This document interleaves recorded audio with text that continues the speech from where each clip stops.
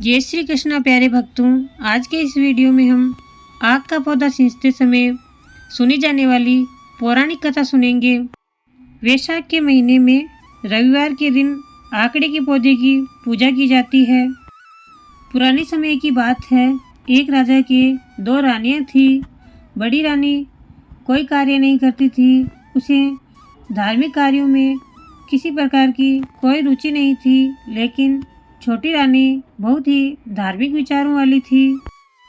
वह हमेशा पूजा पाठ और धर्म कर्म के कार्य किया करती थी।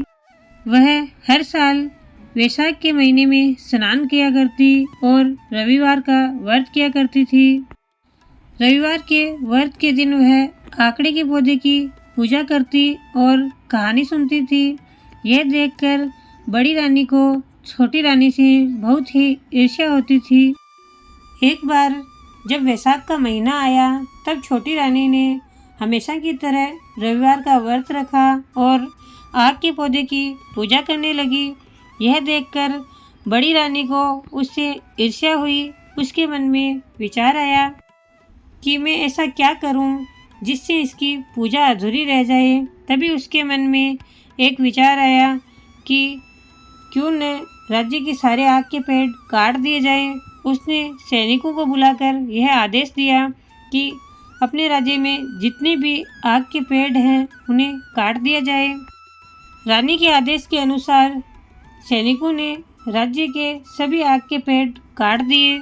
जब दूसरा रविवार आया तो रानी ने देखा राज्य में कहीं पर भी आकड़े का पेड़ नहीं है, तो वह पूजा की सामग्री लेकर जंगल की तरफ चली गई। जंगल में उसे एक छोटा सा आकड़े का पौधा नजर आया। वहाँ पर बैठकर रानी ने विधिवत पूजा की और व्रत की कथा सुनी। उसके बाद वह राजमहल आ गई। पीछे से बड़ी रानी ने राजा के कान भर दिए। बोली, जंगल में पता नहीं कौन से टोने टोटके करती फिरती है, पता नहीं किसे किसे कार्य करती है, अपने राजघराने की बेइज्जती करवाएगी। मेरी मानो तो आप इसे देश निकाला दे दो। इस प्रकार राजा के कानों में बड़ी रानी ने छोटी रानी के प्रति उल्टी सीधी बातें भर दी। राजा बड़ी रानी की बातों में आ गया और उसने छोटी रानी को राजमहल से निकाल दिया। छोटी रानी ने कुछ नहीं बोला और वह उसी आग के पौधे के पास पहुंच गई जहां पर पूजा करके आई थी। आग के पौधे के पास उसने एक झोंपड़ी बनाई और उसी में रहने लगी। अब वह वैसे ही वैशाख माह में स्नान करती, रविवार का व्रत रखती और विधि विधान से आकड़े के पौधे की पूजा करती। ऐसा करते करते पूरा साल बीत गया। इधर राजमहल में बड़ी रानी छोटी रानी के राजमहल से चले जाने के कारण बहुत खुश रहा करती थी। दूसरे साल जब वैशाख का महीना आया तो उस दिन रविवार था और राजा जंगल में शिकार खेलने के लिए गया। छोटी रानी ने नियम अनुसार आकड़े के पौधे की पूजा की, व्रत रखा, कथा सुनी और सूर्य भगवान से विनती की। सूर्य भगवान छोटी रानी की पूजा से प्रसन्न हुए। सूर्य देव की माया से राजा जंगल का रास्ता भटक गया।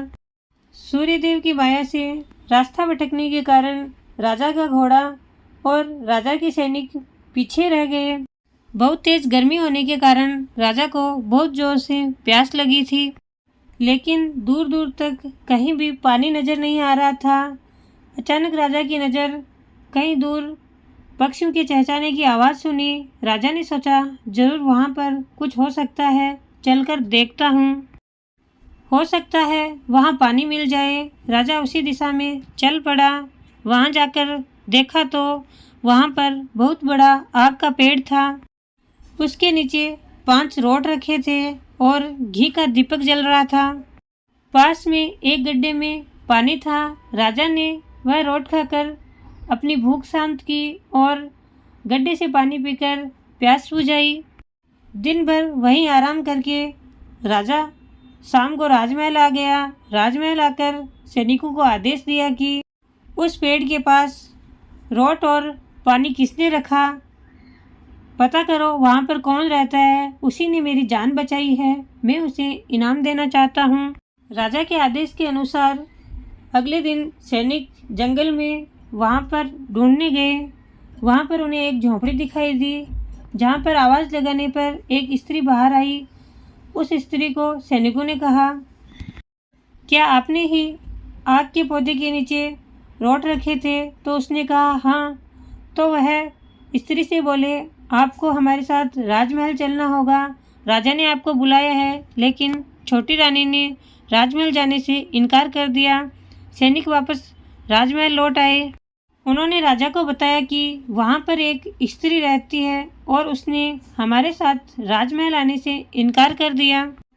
यह सुनकर राजा ने सोचा, ऐसी कौन स्त्री होगी जो राजा के बुलावे पर भी राजमहल नहीं आना चाहती। चलो मैं स्वयं जाकर देखता हूँ। राजा सैनिकों के साथ स्वयं जंगल में गया और झोंपड़ी पर जाकर आवाज़ लगाई तो छोटी रानी झोंपड़ी से बाहर आ गई। राजा ने छोटी रानी को तुरंत पहचान लिया। राजा को पुरानी सारी बातें याद आ गई। उसने हाथ जोड़कर छोटी रानी से क्षमा मांगी और राजमहल चलने को कहा। उसने आग्रह किया कि आपकी वजह से मेरी जान बची है, इसलिए आप सम्मान सहित राजमहल चलें। छोटी रानी ने राजा की विनती स्वीकार की और मन ही मन सूर्यदेव को धन्यवाद कहा।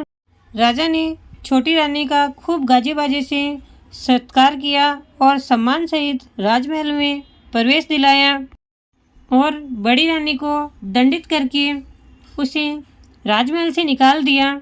इस प्रकार छोटी रानी ने सूर्यदेव की कृपा से अपना सम्मान और सुहाग फिर से प्राप्त किया। हे सूर्यदेव भगवान, जैसे छोटी रानी पर कृपा की वैसे सब पर करना।